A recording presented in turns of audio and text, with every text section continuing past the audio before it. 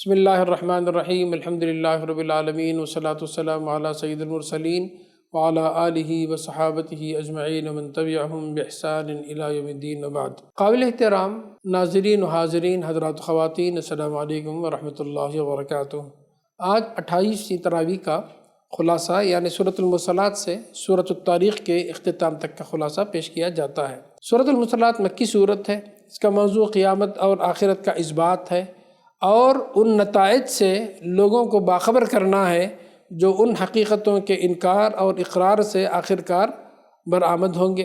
اس کی ابتدائی 7 آیتوں میں ہواؤں کے حیرت انگیز حکیمانہ انتظام کو اس حقیقت پر گواہ قرار دیا گیا ہے کہ قرآن اور محمد صلی اللہ علیہ وسلم جس قیامت کے آنے کی خبر دے رہے ہیں وہ ضرور واقع ہو کر رہے گی۔ کفار کی جانب سے بار بار قیامت کے مطالبے پر جواب دیا گیا کہ یہ کوئی کھیل تماشا نہیں ہے کہ جب کوئی مسخرہ اسے دکھانے کا مطالبہ کرے اسی وقت وہ فوراً دکھا دی جائے۔ وہ تو تمام نوع انسانی اور اس کے تمام افراد کے مقدمے کے فیصلے کا دن ہے۔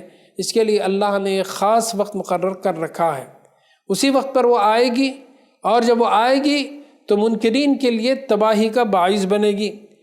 پھر قیامت اور آخرت کے وقوع کے دلائل دیے گئے اور بتایا گیا کہ انسان کی اپنی تاریخ اور عالم آخرت کا برپا ہونا ممکن بھی ہے اور اللہ کی حکمت کا عین تقاضا بھی ہے۔ پھر مومنین جنہوں نے آخرت پر ایمان لا کر دنیا میں اپنی عاقبت سنوارنے کی کوشش کی ان کا انجام بیان کیا گیا اور منکرین کو متنبہ کیا گیا کہ دنیا کی چند روزہ زندگی میں جو کچھ مزے اڑانے ہیں اڑا لو، آخر کار تمہارا انجام سخت تباہ کن ہوگا۔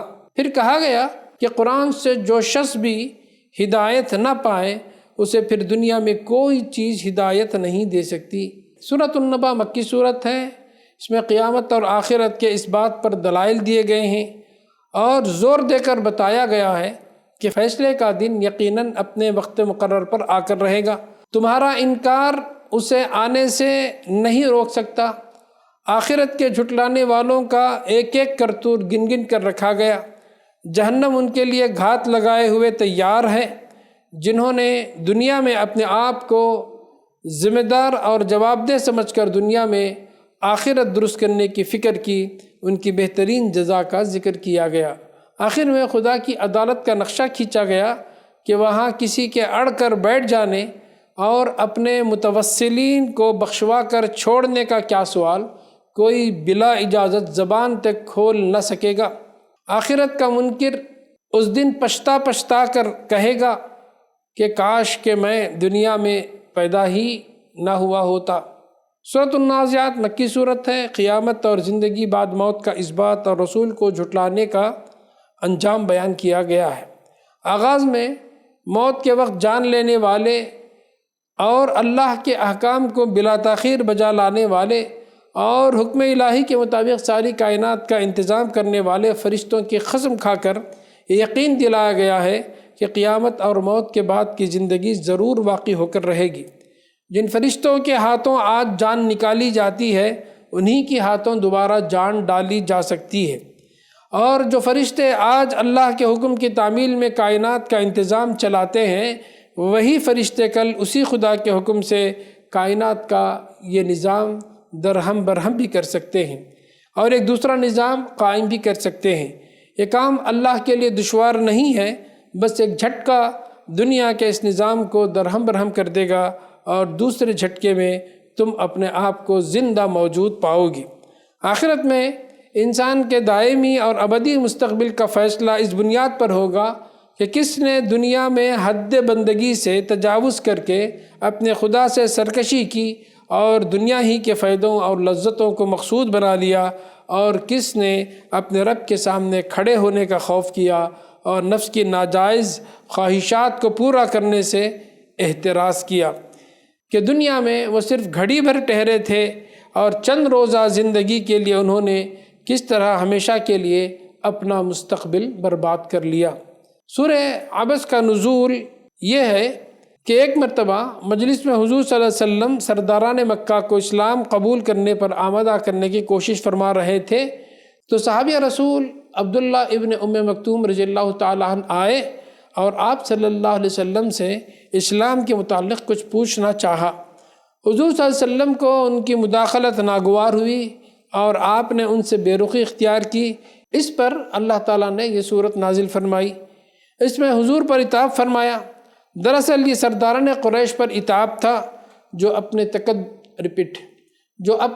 تکبر، ہٹ دھرمی اور صداقت سے بے نیازی کی بنا پر رسول اللہ صلی اللہ علیہ وسلم کی تبلیغ حق کو حقارت کے ساتھ رد کر رہے تھے۔ حضور صلی اللہ علیہ وسلم کو بتایا گیا کہ آپ کی توجہ کے اصل مستحق وہ لوگ ہیں جن میں قبول حق کی آمادگی پائی جاتی ہے، نہ کہ وہ مغرور لوگ جو اپنی بڑائی کے گھمنڈ میں یہ سمجھتے ہوں کہ ان کو آپ کی نہیں بلکہ آپ کو ان کی ضرورت ہے۔ اس کے بعد معاد اور روز قیامت کی ہولناکیاں اور جنتی اور جہنمی لوگوں کی کیفیات بیان کی گئی کہ اس دن نفسی نفسی کا عالم ہوگا، کوئی عزیز کسی کے کچھ کام نہ آ سکے گا۔ کچھ چہرے اس روز دمک رہے ہوں گے، چمک رہے ہوں گے، حشاش بشاش اور خوش و خرم ہوں گے، اور کچھ چہروں پر اس روز خاک اڑ رہی ہوگی، سیاہی چھائی ہوگی۔ یہی کافر اور فاجر لوگ ہوں گے۔ سورہ تکویر، اس کا موضوع آخرت و رسالت ہے۔ قیامت کے پہلے مرحلے کا ذکر کر کے بتایا گیا کہ جب سورج بے نور ہو جائے گا، ستارے بکھر جائیں گے، پہاڑ زمین سے اکھڑ کر اڑنے لگیں گے، لوگوں کو اپنی عزیز ترین چیزوں تک کا ہوش نہ رہے گا، جنگلوں کے جانور بدحواس ہو کر اکٹھے ہوں گے اور سمندر بھڑک اٹھیں گے۔ پھر جب روحیں جسموں سے جوڑ دی جائیں گی، نامہ اعمال کھول دیے جائیں گے، جرائم کی باس پرس ہوگی اور جنت و دوزخ دونوں نگاہوں کے سامنے عیاں ہو جائیں گی۔ تو اس وقت ہر شخص کو خود معلوم ہو جائے گا کہ وہ کیا لے کر آیا ہے۔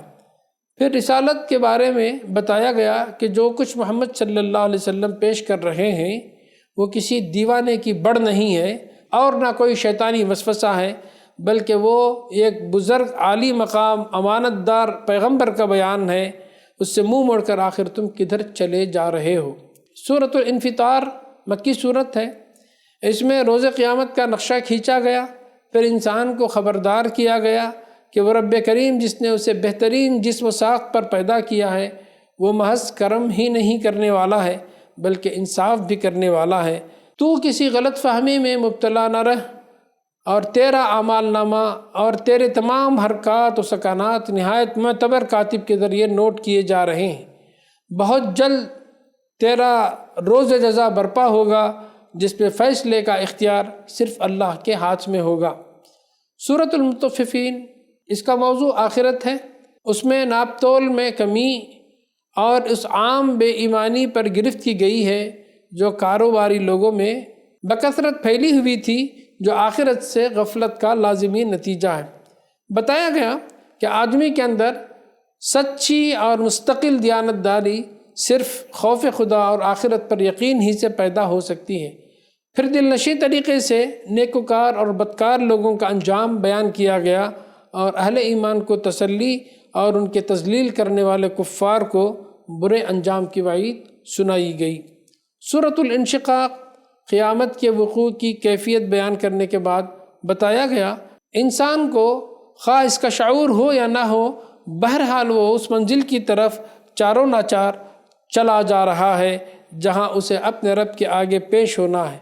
پھر سب انسان دو حصوں میں بٹ جائیں گے، ایک وہ جن کا اعمال نامہ سیدھے ہاتھ میں دیا جائے گا، وہ کسی سخت حساب کے بغیر معاف کر دیے جائیں گے، دوسرے وہ جن کا اعمال نامہ پیٹھ کے پیچھے دیا جائے گا، وہ جہنم میں جھونک دیے جائیں گے۔ ان کا دنیا کی زندگی سے آخرت کی جزا سزا تک درجہ بدرجہ پہنچنا اتنا ہی یقینی ہے جتنا سورج ڈوبنے کے بعد شفق کا نمودار ہونا، دن کے بعد رات کا آنا، انسانوں اور حیوانات کا اپنے اپنے بصیروں کی طرف پلٹنا اور چاند کا ہلال سے بدر کامل بننا یقینی ہے۔ کفار کو دردناک سزا کی خبر اور مؤمنین صالحین کو بے حساب اجر کی خوشخبری سنائی گئی۔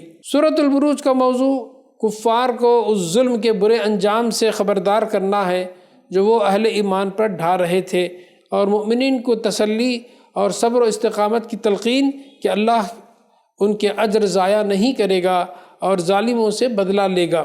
اس سلسلے میں اصحاب الاخدود کا واقعہ بطور عبرت و نصیحت کے پیش کیا گیا، جس میں ایک طرف اہل ایمان کو استقامت پر سرخ رو ہونے اور اللہ سے اجر عظیم پانے کی بشارت دی گئی، اور کفار کو ناکامی اور سخت عذاب کی دھمکی دی گئی۔